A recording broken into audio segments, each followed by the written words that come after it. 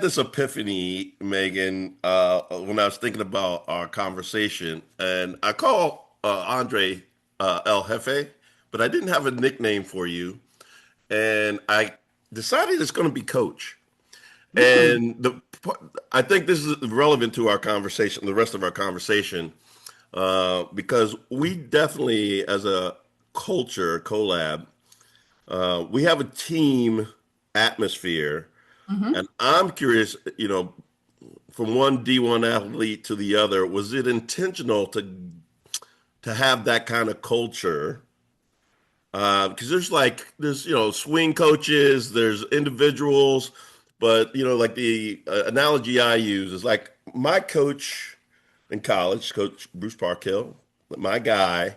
He always put us in a situation where if we took the tools that he provided for us, we would succeed, and that's what I see from the culture that you guys have created. Was that intentional?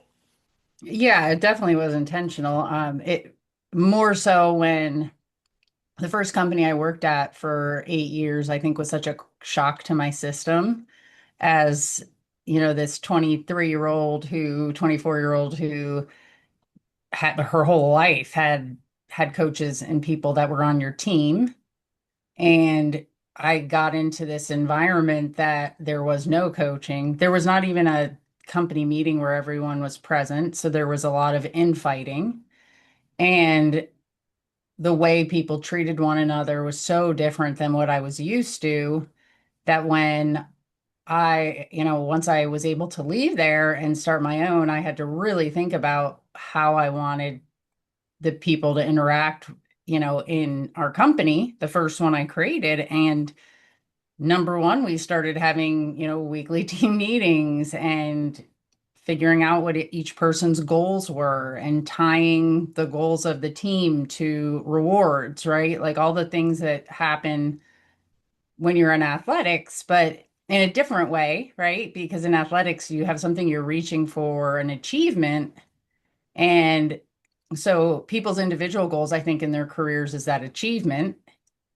Some of it's monetary, some of it's like, work-life balance, right? It could be. So you have to figure out what each person's goals are and then start fitting your team culture around that. Yeah, because not everybody has the same strengths and not everybody has the same goals. On a team going back again to the analogy, we had guys that could shoot the rock. We had guys that could defend, and coach would just provide us with the tools we needed to give it. And it didn't you had to be, and just like in our business and what you're doing now is you kind of have to be accountable to yourself. Yep. um, there is on our side this entrepreneur. It's not just for anybody. You have to be a little bit entrepreneurial. Loan officers are their own business, whether they know it or not. Usually, you figure that out once you're in the business for a while that you're essentially creating your own company. But you have provided tools, and like I've been the individual. I've worked for the banks. I've been maybe even a duo, but the team Hmm. thing is very strong with it. So I thank you for that. But Hmm. that gets me to um, this this awesome experiment that we're doing. I don't even want to call it an experiment. We're providing an opportunity, and I want to start with the lab. What was the genesis for the lab? Yeah, when Andre and I building a business was hard, right? It was really hard. And at the time, I mean, my business really grew once I got a coach, a mortgage, it was a business mortgage coach. And, you know, that coach helped the business grow. But what we realized after some time as broker owners was all the coaching that was out there for us with the type of business we had, they helped us grow our business, but it didn't help us with how we ran a business and the knowledge and the things that we needed to then take the extra money as we grew and handle it the right way. Right. And it got frustrating that as we'd make more money, maybe we weren't making more money, like, and we wanted it to be worth it. Like, the more people you have, the more you do, right? Like, it's hard to originate and do this. So, we didn't know what we needed to do. and we started a podcast. And I think kind of going back to, and we called it, I think it was the collab. And it was all about like that core word of collaboration. And because I realized from like having teammates, like even the first company I worked at, like I had people who were on my team, right? But it wasn't really a team. And that's why Andre and I really like the word collab and collaborate, because like being on a team, sometimes like you're with people that it's not really teamwork, but collaboration is a different word. It's a choice to give of yourself that helps other people be better. And really that's why we changed the name of the company to collab, because we started having a lot of people in the industry, even not on our team, come to us for help on things that we couldn't find help for. And so as we did the podcast, we talked about business experiences, but we didn't know if we were going to really keep it niched in the mortgage and the real estate industry. And but eventually we realized, okay, like we think there is a market for this, and we think we can even do it better than what's in the market by taking what we've built at CoLab and offering it to people outside who might already have their own businesses or they're loan officers and they want to start a business. Because if we collab with them through the products that we're offering and we help them be a better version of themselves as they build a business, they're going to succeed so much faster and not make the same mistakes and not have the same frustrations that we did growing the business. I think one of the we'll talk about like some of the concerns that people have, and with the lab, I don't know that it's a concern, but I think it's just a lack of awareness of the opportunity. Hmm. So I'm guessing that's what you're stressing when you're talking to LOs who may be thinking of doing their own thing. Yeah. And sometimes it's finding a way to show it or explain it. And it just like anything else, because once again, we've chosen to grow a business that there's no roadmap for. And so we're kind of paving the way is like, what is the benefit, right? Like you can tell people you have a great culture, and that's great. And everybody wants to be part of a great culture, but then it also comes down to money. It Yeah. just does. And so I've struggled for some time. Like, how do you put the monetary value on top of it? And what it took for us to do that, which I feel like we finally have kind of gotten to that point, was we pulled almost, I think, 8 years of financials for our business. And we extracted from there all the monetary mistakes that we made, all the things that we spent money on that the people who are partnered with us in one of our products that they wouldn't have to spend money on, that they wouldn't make those mistakes because they're going to be working with people who have lived through making mistakes. Um, and and so now translating it. So this like calculator that I created that we just did using real numbers said that someone who starts with us and invests in our products, they're going to, over a 5 year period, be able to keep or make more in a matter of five, I think it was 5 years, about close to a $500,000 more in their pocket, which is absolutely unreal. Right. And it's all because you've essentially you've cracked the code to start your own brokerage. You've made the mistakes. Here is the life hack for starting your own brokerage. Who would be your target audience? Obviously, that again, as a loan officer, you are entrepreneurial, but not all loan officers are entrepreneurs. Some just like punching the clock 9 to 5 at a bank or a retail. So I imagine it has to be a person who is, wanting to control their destiny. Yeah, I think it is, but I also think it isn't, because if we had just created, we have two main businesses under our collab brand, that somebody would look at. And one is our franchise model, broker in a box model, where they can plug right into it, right? Hmm. And that's, hey, you want to start this business, you want to start this mortgage company and make a lot more money, then you can plug into this and we're going to walk beside you, coach you, show you what to do, give you a Zoom room every day you can go into to have direction on where to lock loans, how to lock loans, right? We're going to give you those things. We're going to give you everything you need in compliance and licensing. We're going to give it to you, and then you're going to run the business and bring business in, right? So that's one piece of it, which that's definitely an entrepreneurial person.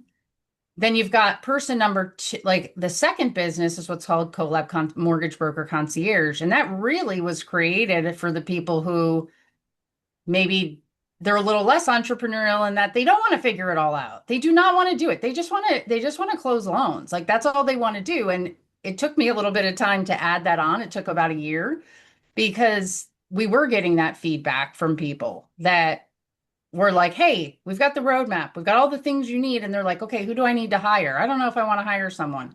So what we did was we took our operations team, we took our marketing director, we moved them all over into this concierge team and this franchise team. And now what we do is we say, hey, here's our broker in a box model, our franchise model that you get everything you'll ever need. You won't ever need to go pay an attorney, a compliance company, like you have it all, right? And that's where you're going to start saving money. But then number two, oh, you don't want to hire someone? Not a problem.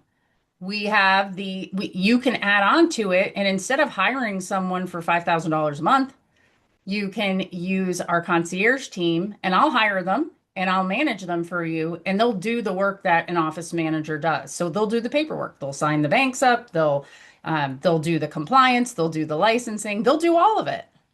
Yeah. So I want to dig deeper into broker in the box and the concierge, but the lab, who is that for? Who benefits from the lab? So the lab is any of so the lab is like our hub, I guess you could call it. It's where we put all the information for the different groups in our organization. So if you're a franchise owner, there's a franchise owner space where you have the things we're giving you. If you're a loan officer that works at one of the collab mortgage brokerages, there's a space for you where you can go watch recorded trainings where you can check out lenders, where you can look at a step in the process, right? That's what the lab is. And we did create a space in there where it's called the lab. And we created a space for our outside brokers who had already started brokerages and maybe they didn't want to be a franchise, right? Maybe they weren't even quite sure yet if they wanted somebody to do their licensing and compliance. And so the lab is the space that they can go into to collaborate with all of us and our concierge members. And it's just a place to get questions answered in a not expensive, big, like one-on-one coaching way. I think for that small piece, I think it's like $100 a month. So for anybody who wants to be a broker owner, that information is specific to opening a brokerage. Yeah, that's a key because like I'm going to keep using the word coach, and that's your new name for me. Um, we both use the same coaching organization to help our growth as individuals. What you are providing is an opportunity, a safe space for someone who may just be thinking about it and they can dip their toe in for Hmm. $100 a month to kind of learn what they make because they may not even know what they want. So the lab provides that opportunity to just kind of maybe cherry pick. All right, well, you know what? I just like having running my own show, being on broke, or I want to have a team. I want to build a team. How do I build a team? Or as you said, I don't even want to deal with it.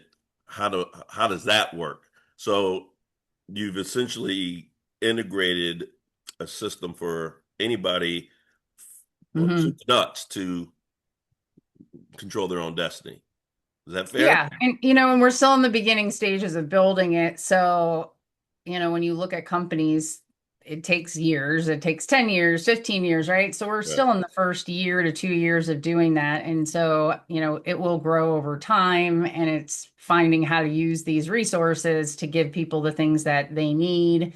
Um, I think the biggest thing for me is I like to solve problems when I have a problem and when I've experienced them myself. Mhm. Especially, it's like what could I have used? What could I have wanted? What would have been helpful to me? And then it's like, okay, how do we create that? Right. So I'm gonna give you some of the concerns I get when I'm talking about this to prospective branch Yeah. manager or whatever, and then you give me one, and I'm gonna Sorry. no, no, it's okay. Sneeze I to just your heart, sneezed. sneeze to your heart's content. So, like the broker in the box. One thing I will hear is, from a retail loan officer who has maybe a team or maybe even a branch manager. I have my own P&L. I have my own team. Things are going great. What is the value of them moving from that situation to broker owner? Yeah, I think for most people who have their own thing, things are going great. It's going great for how long? How many retail managers or retail loan officers have been at the same company for more than 3 years? Right. There is a lot of turnover in our business, and 40%. 40% also, you of actually our industry turns over every 3 to 4 years. I should have known you would have that number. I should have known that. Yeah. And when that transition happens, technically, you have to start from zero, from scratch. You can't really take it with you. Like you don't own your branch. No, and if you've built multiple branches, you're saying goodbye to them unless you can talk them into coming with you. And I think that's a big mistake that people make that are in because, I've worked for someone who's a broker. I went to a retail company. For the majority of my career now, I've owned my own brokerage. That is the hands down best scenario for me, even with the mistakes, because I'll tell you what, like, yes, you're right. Most loan officers are entrepreneurial because there's no cap on our income, right? And where we get frustrated is like if the process works a certain way that we don't feel is serving our customer, or we can't change or impact the rate, or we want to do something that's not getting approved.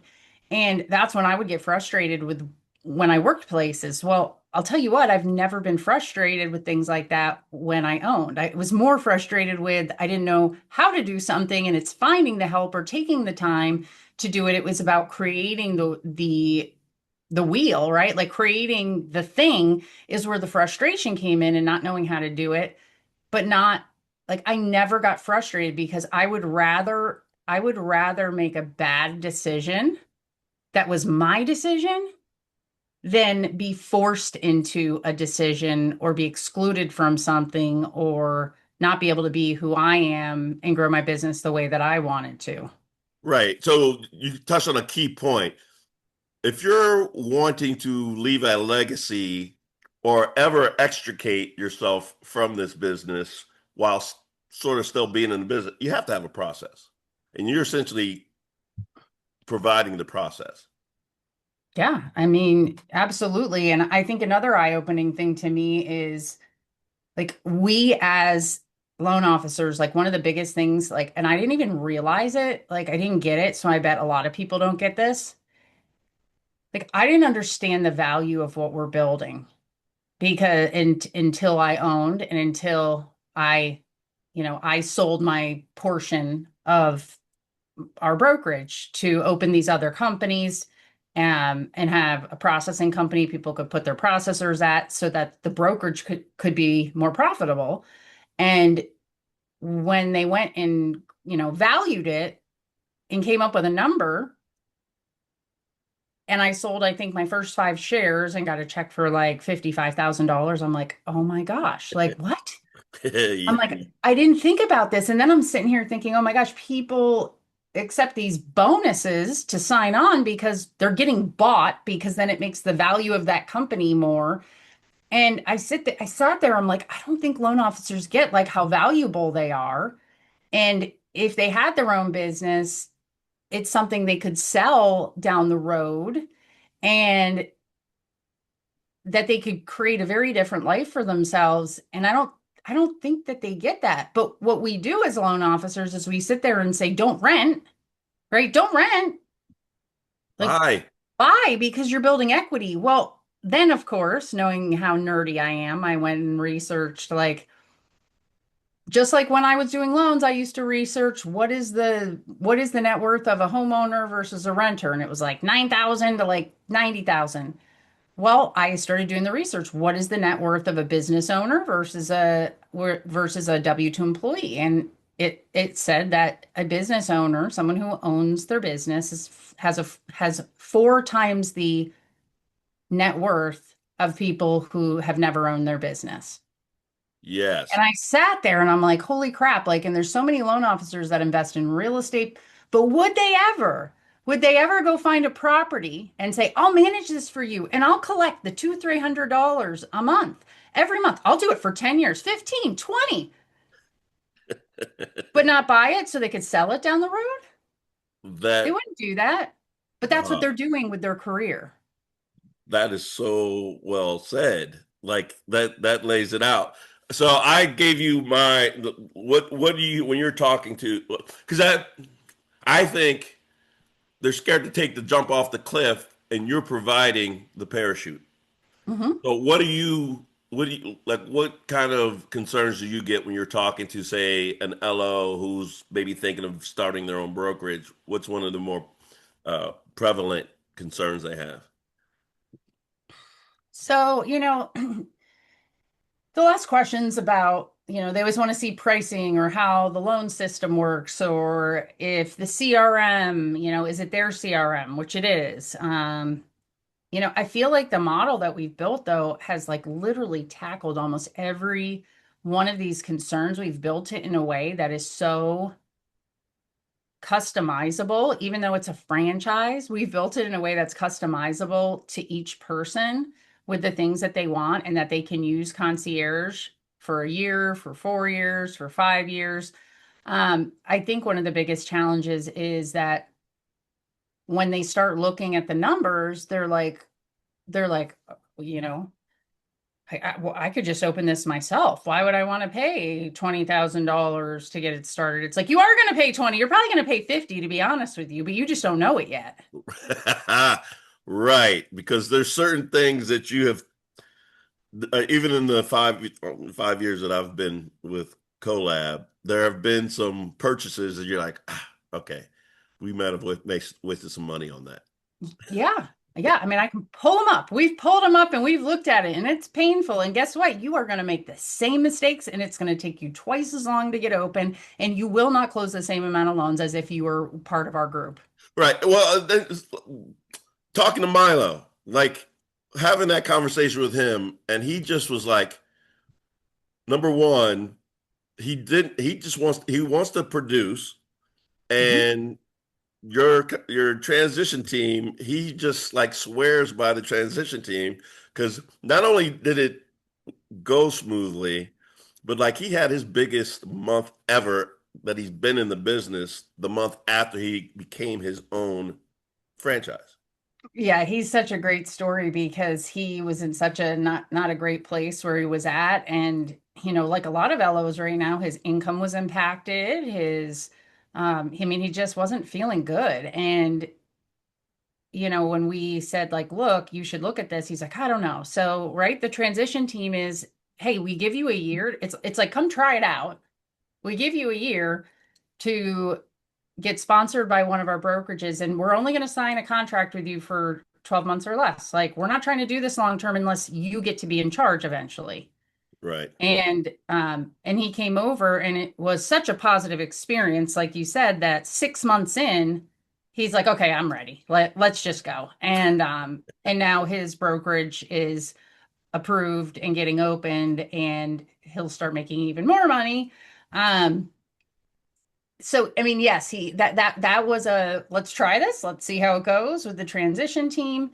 And I would encourage any loan officers who are in retail to look at that option instead of, like, I think a lot of people kind of almost do think of it as their own transition team by going to models that are like per fee based models. But what you're not realizing is if you go do that for 6 to 9 months before you open your own brokerage, you are going through a very painful process for 6 to 9 months. The fee based models are built to make you the most, but then give you the most responsibility to where you're in those 6 to 9 months, you're almost like creating your own business in there. They're just taking a few things off your plate, and but you're not learning how to do the things you'll need to do as a broker owner. It's weird, right? Like I like the model for some people, but for others, like if you truly are thinking you want to own a business one day, I think not because I started the company. I think our model is hands down makes the most sense because you can start getting ready and preparing yourself. You can start making more money to put it towards what you're building,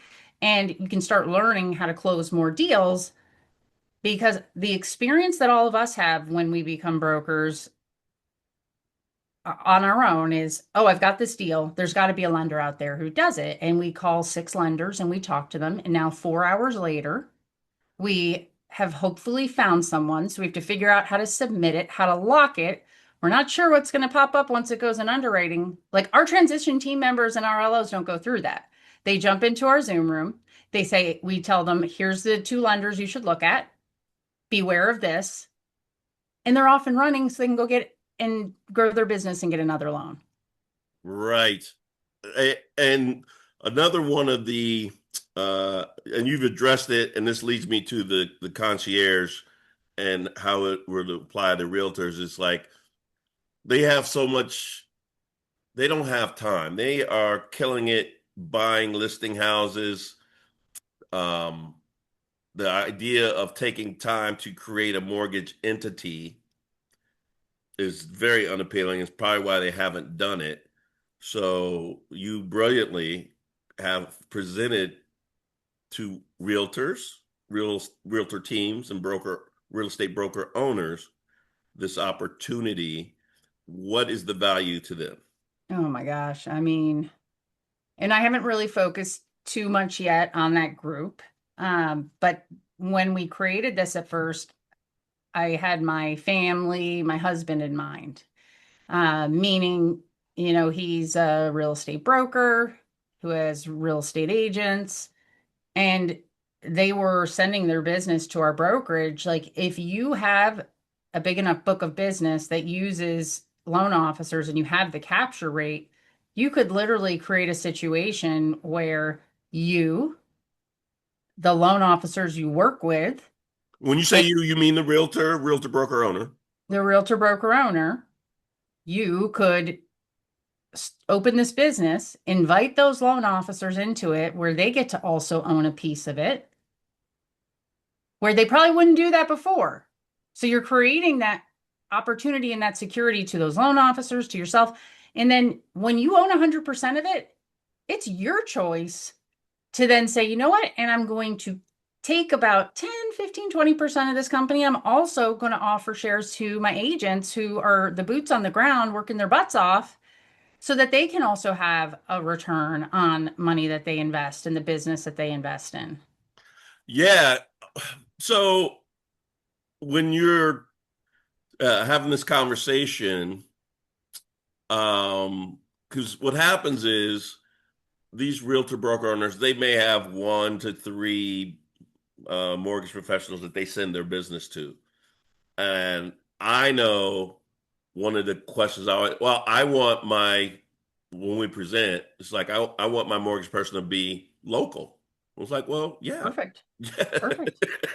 Yeah. Who are you You're the using now? boss. Yeah. Who are you using now? If they're with a bank or if they're correspondent, more than likely they don't have the product that they would as a broker, the options Mm-hmm. rate wise, Yep. rate shopping wise, as they would, especially like all that outside the box stuff. So essentially, they would be just saying, "Hey, my number one mortgage person, I know you're with retail and you like what you're doing, but would you consider?" Like that's the conversation that's happened. I'm assuming.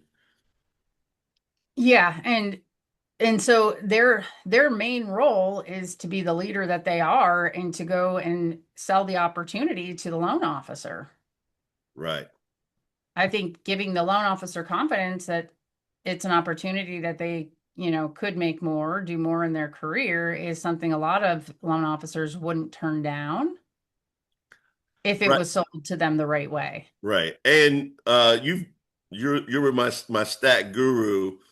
What talk about the market, the mortgage market, and where it's headed, and how what the broker role is in that. My opinion is that, and I'm sure people have heard other people talk this way. And I started really thinking about this a couple years ago, but if you own a real estate brokerage, your margins are very small. You give away most of the commissions. Like the money is not made as the broker owner, it's in selling the real estate. And so your margins are small. And so adding on other income streams, I think is going to continue to become a necessary part of your business. And I remember comparing it with an office, Keller Williams office, who they had like 300 agents, did I don't know, it was like 300 agents, maybe 3,000 sides altogether, half of them buyers, and their net income from that brokerage was the same net income as if they started a mortgage piece with three people, and a tenth of the loans. Right. Like, That's yeah. That's the okay, keep going and recruiting 10 people a month when you could get three and get like talk about working smarter, not harder. right. Right. Like when you show it seems like when you're running the numbers, if they have their own mortgage entity, which Colab helps them create, Hmm. they made two, three, 4x. Is that So yeah, I reasonable? mean, depending on their size, they should 2x them. I think where it would get difficult for them is, I've met people who want to start the mortgage side and then they want to put somebody who's never done loans in as the loan officer. That's a lot more work. Yes. That's Yeah. a lot more work, or like a spouse or somebody in the office. Like you can do that. I'm not saying don't do it, but if you want to make it the easiest on yourself, Right. you put a loan officer in there that is, that your agents are comfortable with, that can then start building the business. Then you add that other person. Right. You throw them in the lab. Yeah, Yeah. they get access to that stuff, and Yeah. you know, and I'm sure for someone in the real estate, you've got so much flexibility and freedom.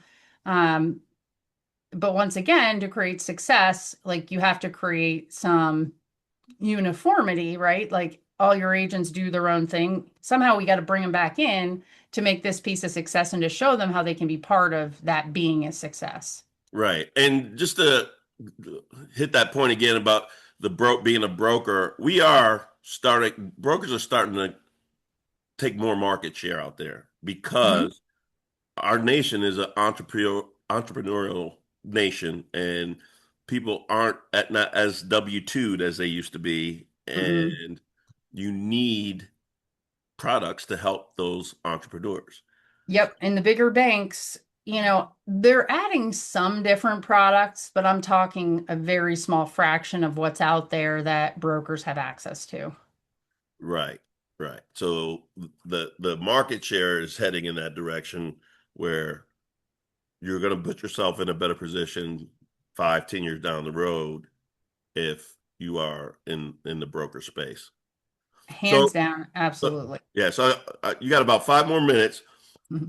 I wanted to discuss another concern like I've gotten, and one was okay. So if I create a franchise in my ex brokerage, you name the real estate brokerage company, would you set up another franchise in my market with another uh, real estate brokerage, like maybe a competitor? I have my So, opinion on the answer to that, but what do you say to that? so our people participate in franchises for two main reasons. Brand is one, process and back office systems is another. And I would say our franchise is more towards the back office in the process of it because mortgage companies are a little more complex. Our franchises can have their own name and our branding is so that they're partnered with Colab. So their brand stands out. So it isn't necessarily that it will show the same way, number one. And number two, as a mortgage company, right, when it's real estate is you're trying to get people, you're trying to get consumers out there to buy real estate, which is in like boots on the ground, right? Yeah, When you're doing mortgages, it's different. You're people aren't leaving church on Sunday and saying, I'm going to go shop for a mortgage. Like they just don't do that, right? right. It's not like looking at a house. People want the house. The mortgage is a necessity. And so the way that people find mortgages is more online, it's more digital. So you are going to compete with a mortgage company down the road from you just as much as you're going to compete with a mortgage company across the state and across the country from you. Exactly. And to add to that, I'm all about abundance. I just think there is plenty to go around. Like the, you know, my cool factor, to quote Carl White, like if I'm doing 100 loans, I'm living a pretty damn good life. And I know when you're the big dog, you're doing like three, four times that. I know you don't have to brag. Um, but but like if you go up and look at how many loans are there, it's in the trillions. So Yeah, there's I so think much business. yeah, so I try to stay away from the whole scarcity thing. There's plenty of business to go around. How much do you want? You can find enough to keep you busy, and I don't think worrying about what the person across the street is doing is one of them. All right, so then the last one I get is compliance. Can we do that? Can I own a real estate brokerage and a mortgage company? And Yes. you did your homework on that. Oh, we did. We have an attorney who charges 850 an hour who does RESPA and we get to have some great meetings with that person that I try to keep to a minimum. But yes, you can own a real estate company, a mortgage company, a title company, Insurance. yeah, you can do that if it's set up the right way, if the contracts are done the right way, if the right documentation is used, if it's handled the right way, you can absolutely do it. The biggest restriction to owning is actually between mortgage company and processing company is one of the biggest like no-nos. Um, and so you're fine owning the different pieces. And I didn't know that either when all the rules first came out. I helped start a title company that my husband owns. I didn't put my name on it because I was afraid of the same thing. It's just people have never been given the right information and they just need better information. All right. So you've been doing this for it has to be at least 4 years. It's been operational for what, 18 months? About 18 months. Yeah, we About started eight- building it about 3 years ago, built it for a year, then started bringing our first person on. Right. Then just slowly started bringing other people, then added concierge and started bringing external brokers. So yeah, And what is the feedback you're getting from those who have taken the leap and you've provided a parachute? gosh, I mean, honestly, I wish they would give me some negative feedback. Some of the feedback, I would say I mean, it's all been very positive, like a very positive experience in how we set it up.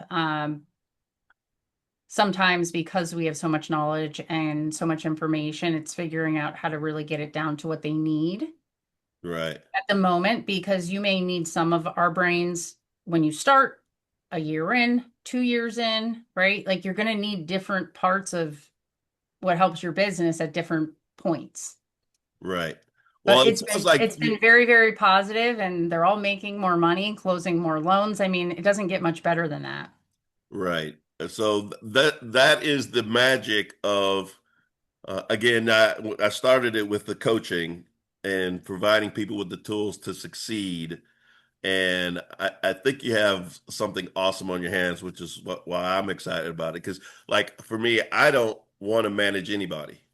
But what I Correct. see, again, with the coaching that I've had, um, it's like down the road, I would love to be putting money into a 28-year-old mortgage person who's been in the business 5 years and a real estate agent who's been doing buying listing homes for 5 years. I'd love to provide them with the opportunity to create their own legacy. That's kind of my thing as I get long in the tooth is investing in people I believe in, like like you're doing and what like you're providing, so that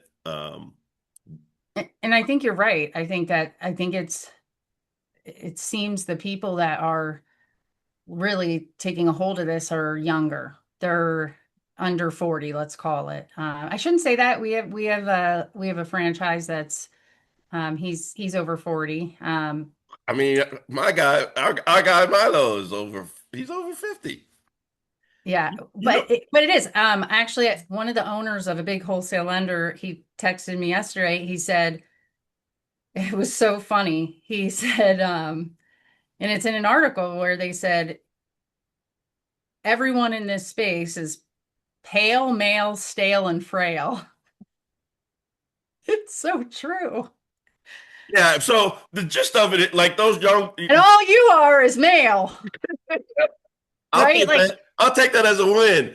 But yeah, the young those that young energy, they grew up kind of not the way we did. They're like, I want to own my business, so they're not as afraid. So the value add is very easy for them to retain. Is yeah, or I think it's a certain type. I shouldn't even say that. Like, look at the people we brought on into opening brokerages. I mean, we literally have, it's like around the world. I mean, I'm not kidding.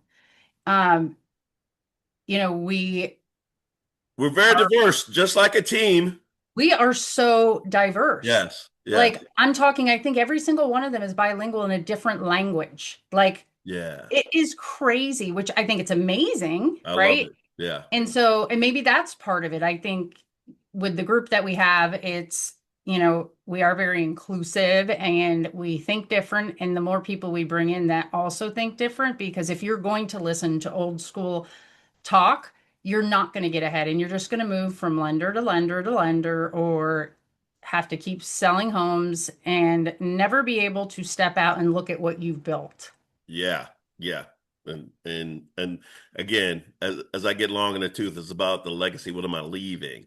Uh, I appreciate the opportunity you've provided, but I'm sure all those that have joined you in the last 18 months feel the same way. I Um, hope so. and so what's the goal for 2025? Do you have like a set number of uh franchises you'd like to? Yeah, we'd like to help at least 10 people open up their brokerages in 2025. We've brought on one, two, three. We've brought on three this year. And so, we still have seven that we are looking to bring on. And I mean, we do. We have some big goals, but we want to do it the right way and at the right pace and help people be successful because it's them being happy, making more money and having a positive experience, right? Like that's at the forefront of what we're doing. Yeah, so if somebody wants to fact find, want to dip their toe in or join the lab, how do they get in contact with you? Or how do they set up a meeting? Well, they can scan that QR code right there. Or they can get in touch with you and then we can meet with them, right? Absolutely. I Yeah. think that would be a good way. And then we could give them some information. But we have a great YouTube channel called The Lab. And we have a website, Collab Lending Franchise, I think it is. I should know that. And we have reviews. We also have like an informational site you can go to hear some of the testimonials, which is becomeamortgagebroker.info. So we have different places that you can get different pieces of information. Well, I thank you. I know time is of the essence with you, Coach, but thank you for this 50 minutes. And I'm really You're looking forward welcome. to what we have in front of us.